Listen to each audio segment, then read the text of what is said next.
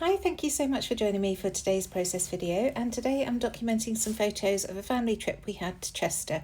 Chester's only down the road from us, and it was something I wanted to do for my birthday this year. We went a few days before my birthday because life is just so busy at the moment, as I've mentioned before. It was the only time we could fit it in. It was half term, so it worked really nicely. I printed these photos out a few weeks ago, shortly after we'd been, and they've just been sitting in a little envelope in my desk tidy. And this morning I got up and really felt like scrapping, so went through those photos that I had ready printed out, saw all of these, and I thought, actually, I'm going to put them all on one page. So I've got 2 4x6 photos and 2 3x4 photos, and you will have seen at the beginning how I'm going to arrange them on the page, so it doesn't leave a lot of space for anything else really, but I wanted to create this L-shaped mixed media along the 2 edges.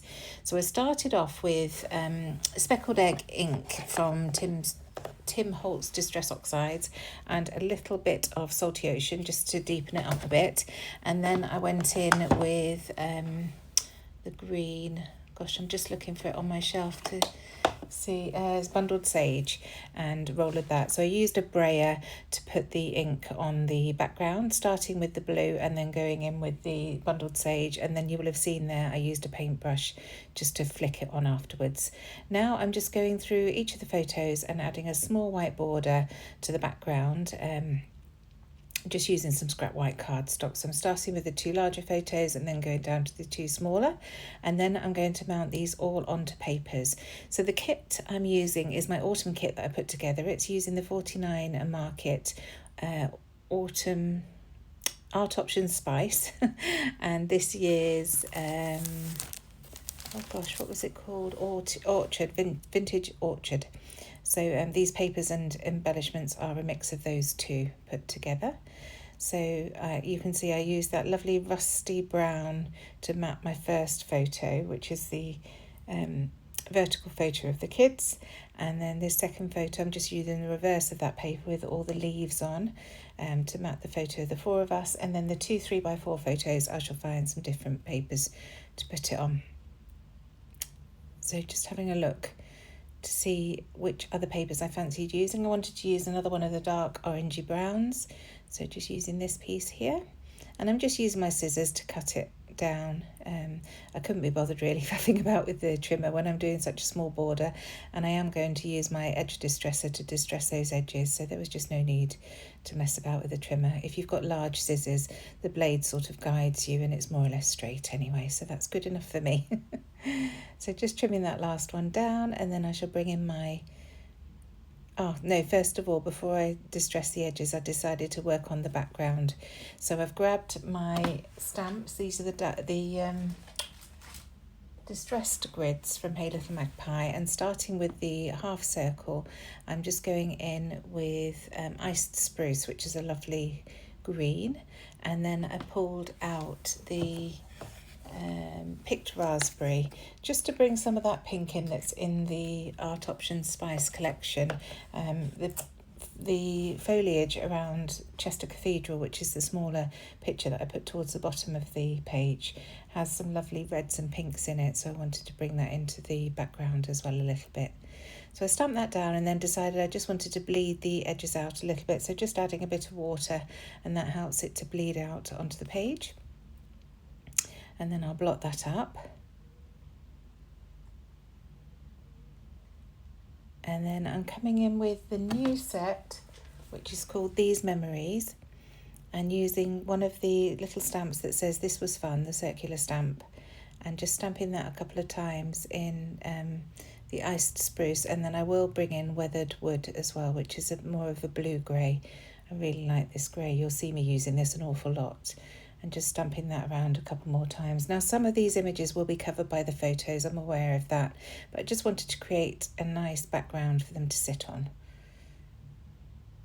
So that's that done. So now I'm going to distress those edges, as I mentioned. So just using my Tim Holtz edge distresser, and it's really easy just to run that along each of the edges. This paper's nice and thick, so very, very easy to scuff up.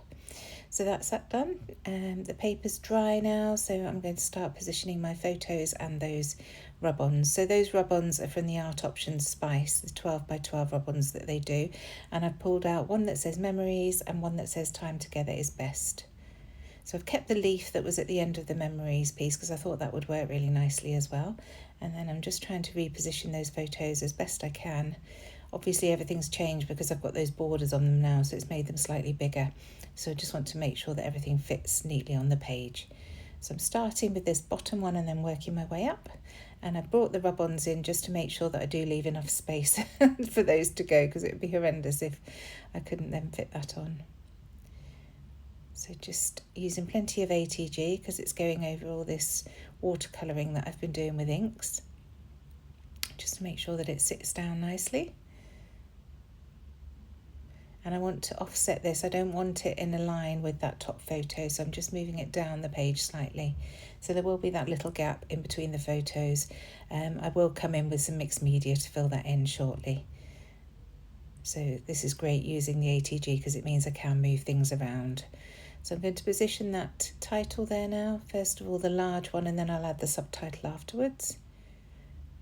And this brings all the colours in. All these colours are in these photos, so it works really nicely. And then that smaller subtitle. Just removing the backing sheet that got stuck underneath the photo there. And there we go, there it is down. So now I've decided that I want to add a bit more stamping at the top of the page. Most of it was covered and it looked a little bit bare, so I just wanted to bring something else in. So just finger stamping with the little us stamp again from that These Memories set from Hey Little Magpie. And then I do decide to bring the block in and do a little bit of stamping with the picked raspberry. And I am going to bring some water in on this just so that it creates almost like a watercolour effect. And all the ink bleeds out. It's really pretty when you do that. And you saw I did second and third generation stamping there, just to bring it around the page. And then I'm bringing in the little sparkles that are in this set, and again using that picked raspberry with water just to add those dotted about the page.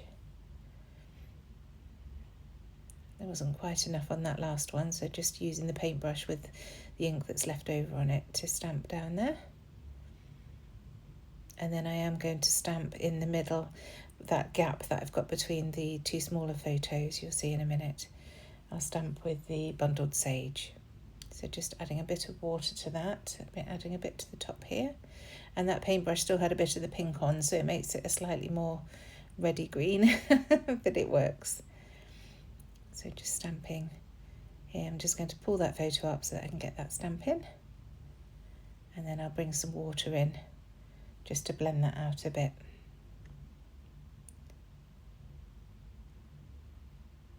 So I'm happy with that stamping, but I do want to bring some more watercolour in. So I'm just going to smear a little bit of the same colours. First of all, starting with the blues, so the speckled egg and that, is it Salty Ocean? I keep forgetting. Yes, Salty Ocean. And I'm just going to blend that in these little cracks around the photos. I don't want to add too much, but I do want to just bring it in as if it's all in the background there, behind these photos. So I'm trying to add a bit more of the darker blue in places. It's very potent, that Salty Ocean. A little bit goes a long way. I don't know whether it's because my other ink pads are starting to get used up, and that's why this is new, so it seems a little bit more juicy. But it's a very strong, vibrant colour. So I'm just mixing it with that speckled egg, and that works really nicely. I'm just blending, adding a bit more water, blending it down the edges, and it's very, very subtle. And then coming in with the bundled sage. So just dotting it about, sort of blending it a little bit into the blue, but trying to keep them as separate colours as well.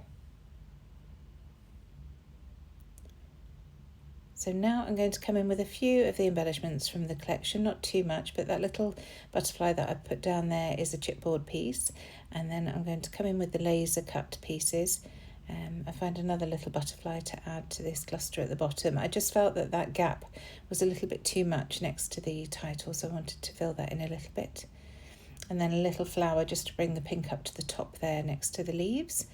So I've got this Living a Good Life title that I'm going to add to that photo at the top, and then a little blue heart on that photo of James and Amelia there. So that's already starting to embellish it really nicely. It just shows you don't need too much to create a page, just little bits and pieces added around the place. It really finishes it off. So there are the butterflies down.